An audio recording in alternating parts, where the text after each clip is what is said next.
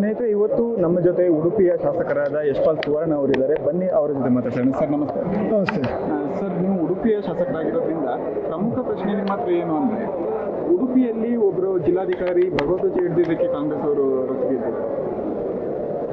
ನಿಜವಾಗಿ ಕಾಂಗ್ರೆಸ್ ಅವರು ಯಾವುದೇ ಅಲ್ಲಿ ಗೊಂದಲಗಳಾಗಿಲ್ಲ, ಆದರೆ ಗೊಂದಲಗಳನ್ನೀಗ ಸೃಷ್ಟಿ ಮಾಡ್ತಿದ್ದಾರೆ. ಜನರನ್ನು ದಾರಿ ತಪ್ಪಿಸುವಂಥ ಪ್ರಯತ್ನಗಳಾಗ್ತಿದೆ.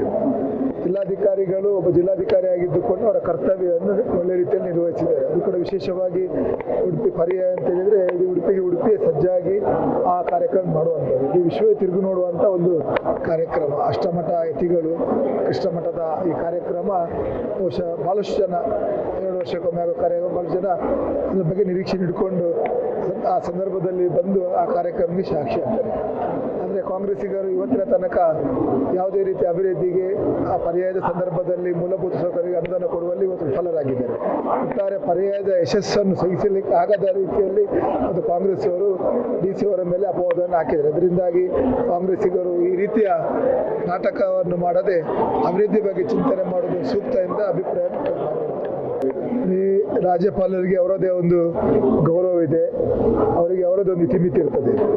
ಇವರು ರಾಜ್ಯ ಸರ್ಕಾರ ಇವತ್ತು ಹಿಂದೂ ವಿರೋಧಿ, ದೇಶ ವಿರೋಧಿ, ಅದೇ ರೀತಿ ಅಭಿವೃದ್ಧಿಯ ವಿರೋಧಿ ಇರುವಂಥ ಈ ಸರ್ಕಾರ ಬಾಯಿ ಬಂದಾಗಿ ಬರೆದುಕೊಟ್ಟದನ್ನು ಓದಲಿಕ್ಕೆ ರಾಜ್ಯಪಾಲರಿಗೇನು ತಲೆಗಿಟ್ಟಿಲ್ಲ. ರಾಜ್ಯಪಾಲರು ಅವರ ಇತಿಮಿತಿಯಲ್ಲಿ ಅವರ ಗೌರವವನ್ನು ಉಳಿಸುವಂಥ ಕೆಲಸವನ್ನು ಮಾಡಿದ್ದಾರೆ. ಇದು ನಿಜವಾಗಿಯೂ ಕಾಂಗ್ರೆಸ್ ಸರ್ಕಾರಕ್ಕೆ ದೊಡ್ಡ ಮುಖಭಂಗ ಅಂತ ಹೇಳಲಿಕ್ಕೆ ನಾನು ಬಯಸ್ತೇನೆ.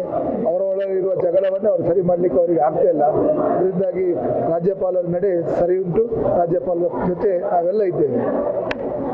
ಸರ್, ಇನ್ನೊಂದು, ನಿಮಗೆ ಜಿ ಅಂತ ನಿಮ್ಮ ಪಕ್ಷದಿಂದ ಕೆಲವೊಂದು ಅಭಿಯಾನಗಳು ಶುರುವಾಗ್ತಾ ಇದೆ. ಜಿ ವಿರೋಧ ಮಾಡುವವರು ಕೂಡ ಇದ್ದಾರೆ. ಏನಿದು ಜಿ, ಏನು ಇಂಪಾರ್ಟೆನ್ಸ್? ನಿಜವಾಗಿಯೂ ಕಳೆದ ಒಂದು 12 ವರ್ಷದ ಅವಧಿಯಲ್ಲಿ ನರೇಂದ್ರ ಮೋದಿ ಅವರು ಯಾವುದೆಲ್ಲ ಯೋಜನೆಗಳನ್ನು ಹೊಸದಾಗಿ ತಂದಿದ್ದಾರೆ, ಯಾವುದೆಲ್ಲ ಯೋಜನೆಗಳಲ್ಲಿ ತಿದ್ದುಪಡಿ ತಂದಿದ್ದಾರೆ, ಅದರಲ್ಲಿ ದೊಡ್ಡ ರೀತಿಯ ಪರಿಣಾಮ ಆಗಿ ಜನರ ಒಳಿತನ್ನು ಆ ಮೂಲಕ ಕಂಡಿದ್ದೇವೆ. ಅದರಿಂದಾಗಿ ನರೇಂದ್ರ ಮೋದಿಯ ನಾಯಕತ್ವದಲ್ಲಿ ಇವತ್ತಿನ ತನಕ ಯಾವುದೇ ಒಂದು ಕಪ್ಪು ಚುಕ್ಕಿ, ಯಾವುದೇ ಒಂದು ಭ್ರಷ್ಟಾಚಾರದ ಆರೋಪಗಳಿಲ್ಲ. ಒಟ್ಟಾರೆ ಅವರು ಹೇಳಿದಾಗೆ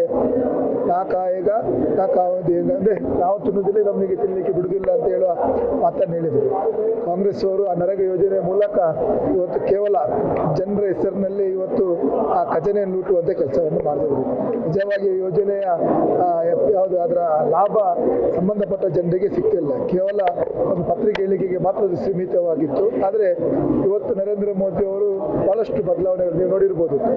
ಯಾವುದೇ ಒಂದು DBT ಮೂಲಕ ಸಬ್ಸಿಡಿ ಇರ್ಬೋದು, DBT ಮೂಲಕ ಅವರಿಗೆ ಸಹಾಯಧನ ಕೊಡುವಂತಿರ್ಬೋದು, ಎಲ್ಲ ಯೋಜನೆಗಳ ಒಂದು ಪ್ರಯೋಜನವನ್ನು ನೇರವಾಗಿ ಫಲಾನುಭವಿಗಳ ಖಾತೆ ಹೋಗುವಂಥ ಕೆಲಸಗಳಾಗಿದೆ. ಇದರಲ್ಲಿ ಕೂಡ ಅದೇ ರೀತಿ ಯಾರ ಹೆಸರಲ್ಲಿ ಇವರು ಬಿಲ್ ಮಾಡಿ ಅದನ್ನು ನುಂಗುವಂಥ ಕೆಲಸ ಆಗ್ತಿತ್ತು. ಆದರೆ ಈ ವಿಕಸಿತ ಭಾರತ ಕಾರ್ಯಕ್ರಮದಡಿಯಲ್ಲಿ ಇದನ್ನು ಈಗ ನರೇಗಾ ಹೆಸರನ್ನು ಚೇಂಜ್ ಮಾಡಿದ್ದಾರೆ, ರೋಜ್ಗಾರ್ ಅಂತ. ಖಂಡಿತವಾಗಿ ಇದರಲ್ಲಿ ಕೂಡ ಭಾಳಷ್ಟು ಪ್ರಯೋಜನ ಉಡುಪಿಯ ನಮ್ಮ ದೇಶದ ಜನರಿಗೆ ಅದಕ್ಕೆ ಸಿಗ್ಲಿಕ್ಕಿದೆ. ಸರ್, GBA ಚುನಾವಣೆ ಈಗೇನೋ ಡೇಟ್ ಅನೌನ್ಸ್ ಆಗಿದೆ.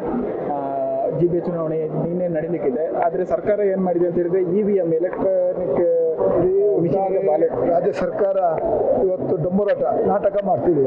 ಅಂತೇಳಿದರೆ ಜಿಲ್ಲಾ ಪಂಚಾಯತ್, ತಾಲೂಕು ಪಂಚಾಯತ್ ಚುನಾವಣೆ ಅವಧಿ ಮುಗಿದು 5 ವರ್ಷ ಕರೀತು.